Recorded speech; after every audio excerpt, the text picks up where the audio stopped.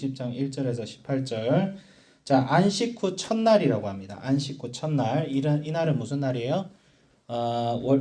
이게 주일이잖아요. 주일.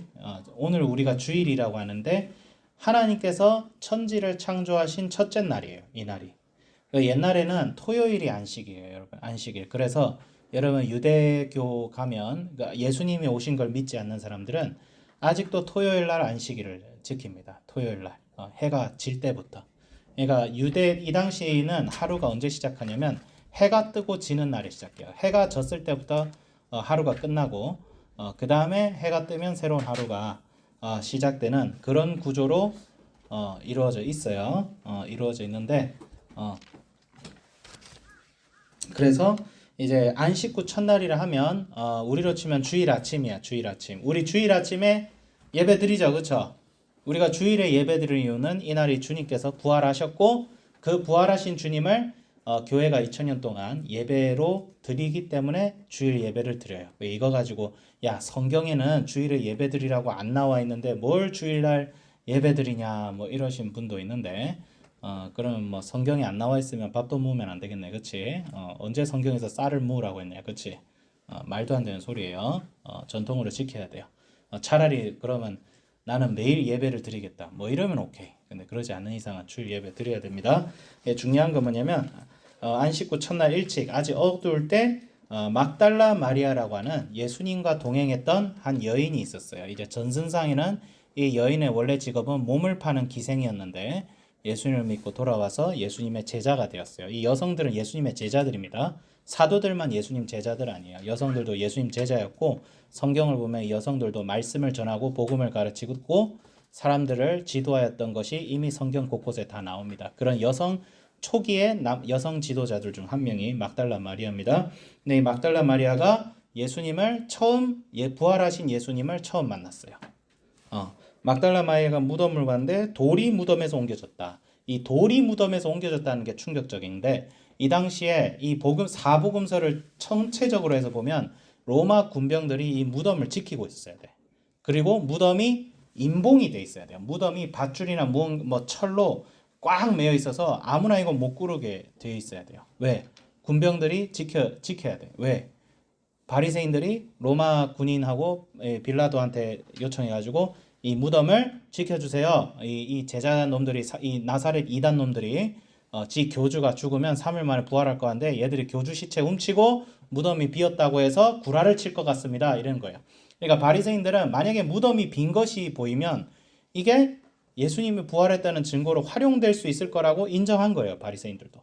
이거 마태복음에 나와. 요한복음에 나오지 않아요.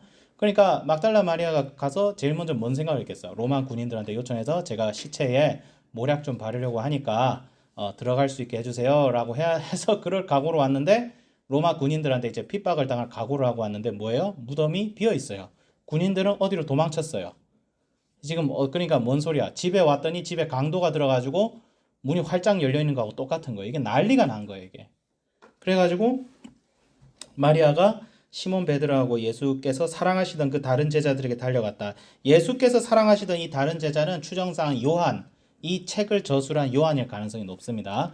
고대에는 책을 썼을 때 자기가 등장하면 자기가 아닌 것처럼 쓰는 그런 게 좀 있었어요. 그래서 그 사랑하시던 다른 제자는 요한입니다. 그런데 주님을 무덤에서 가져다가 어디 두었는지 우리가 알지 못하겠다. 그래서 베드로하고 요한이 갔는데 둘이 다 가름질하는데 요한이 여기서 자랑을 합니다. 내가 베드로보다는 달리기를 잘해. 해가지고 먼저 가가지고 봤는데 없대. 없대요. 없대요. 예. 뭐 성경이 말하니까 사실이겠죠. 자기 주관은 없을 거예요. 물론 100% 인간의 책이지만 또 100% 하나님의 말씀이니까. 근데 이제 세마포는 놓여 있고 이제 사람이 시체가 되면 세마포로 몸을 이제 미라처럼 둘둘둘 말아서 쌉니다. 근데 그것이 다 벗겨져 있었고 제자들도 들어가서 봤는데 근데 이제 9번의 갈로로 뭐가 돼 있어요? 그들은 성경에서 그가 죽은 자 가운데서 다시 살아나야 하리라 하신 말씀을 아직 알지 못하더라. 참 이게 퀘스천 마크예요. 예수님이 살아생전에 내가 3일 만에 부활할 거라고 여러 번 얘기했어요. 이게 누가복음에도 나오고요. 다 나와요. 근데 왜 제자들은 알지 못했을까? 제자들이 귀담아 듣지 않았거나 아니면 믿지 않았거나 여기서 알지 못했다는 말이 단순히 지식적으로 알지 못했다라는 말도 되겠지만 믿지 않았다라는 말도 될 수 있어요. 그러니까 제자들이 예수님이 부활하실 것을 안 믿었어요.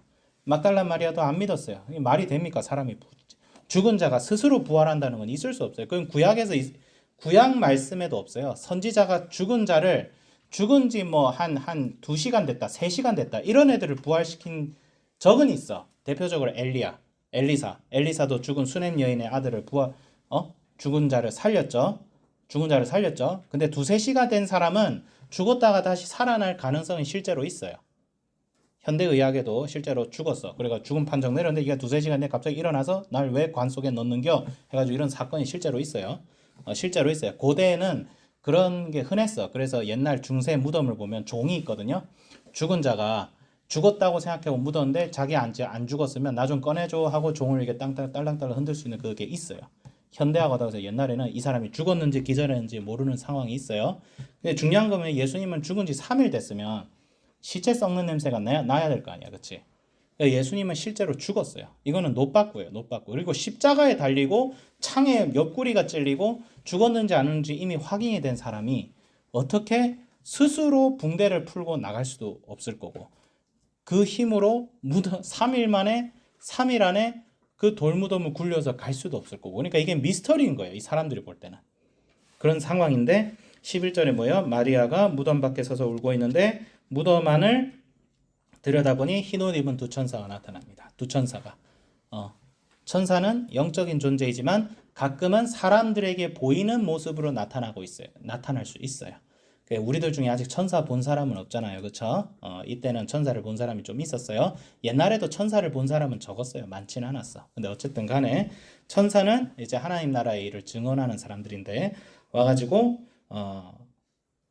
이 어디냐? 여자여 어찌하여 오느냐 이르되 사람들이 내 주님을 옮겨다가 어디에 두었는지 내가 알지 못하니이다. 이 말을 하고 뒤를 돌이켜 예수께서 서 계신 것을 보았다. 예수님이 갑자기 뒤에 나타난 거예요.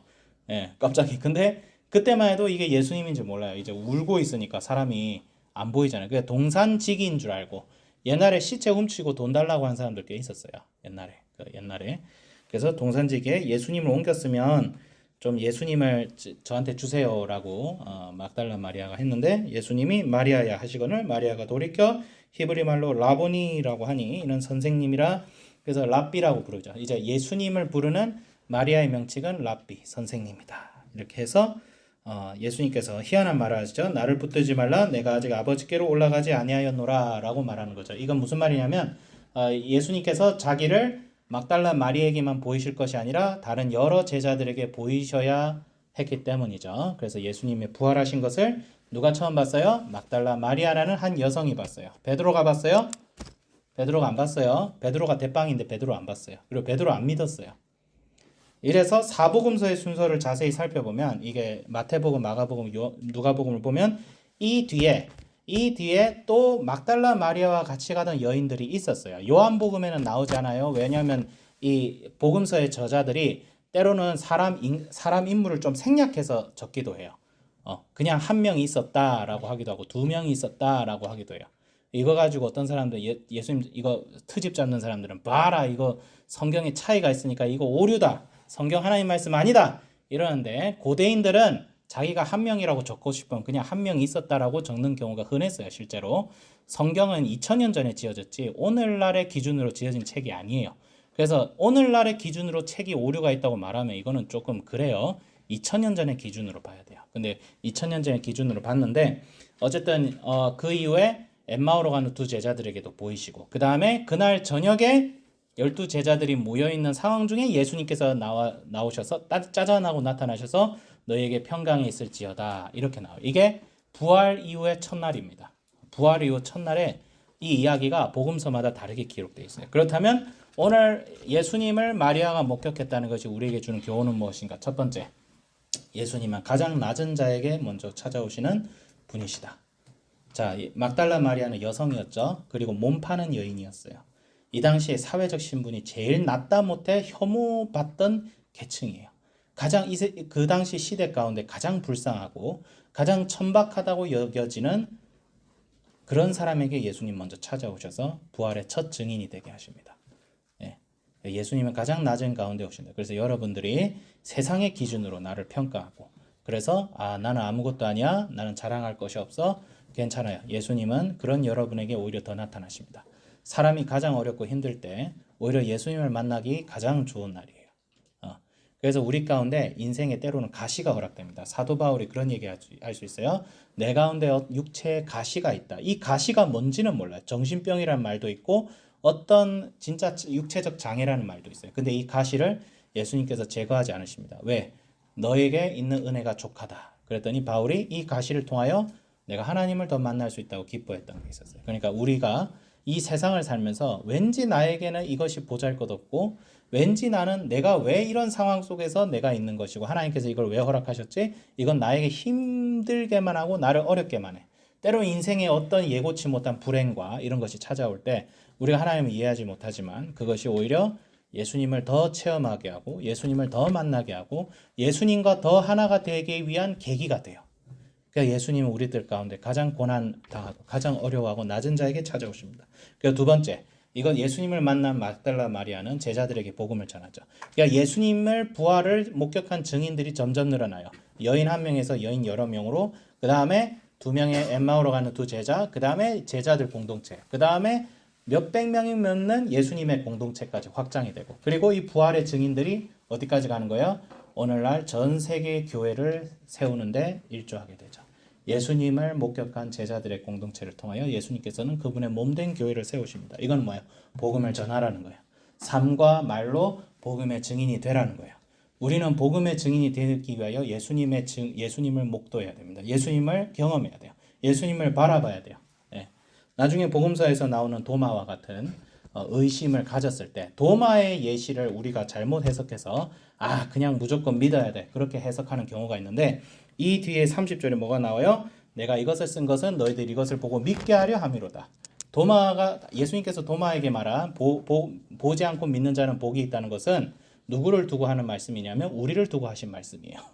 우린 예수님을 보고 싶어도 볼 수가 없어요. 왜? 12제자들이 이미 봤잖아. 예수님의 이 말씀은 우리를 향한 것이지 좀 질문하고 의심을 가졌다고 도마를 뭐라 하는 것은 아니에요. 차라리 도마처럼 믿어야 돼요. 그걸. 도마처럼 차라리 예수님 옆구리에 손을 넣어서라도 믿어야 돼요.